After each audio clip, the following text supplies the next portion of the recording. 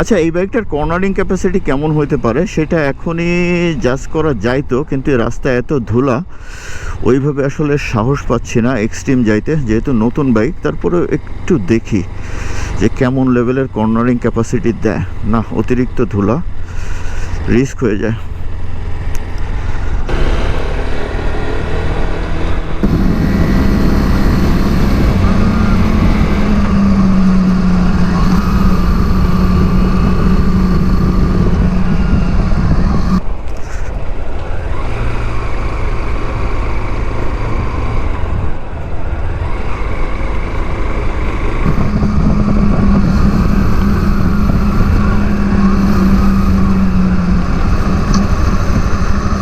ওহ, cornering চমৎকার, grip, হুইলের grip চমৎকার, কর্নারিং, বাইকটার ব্যালেন্সিং কন্ট্রোল এক্সট্রিম, বিউটিফুল।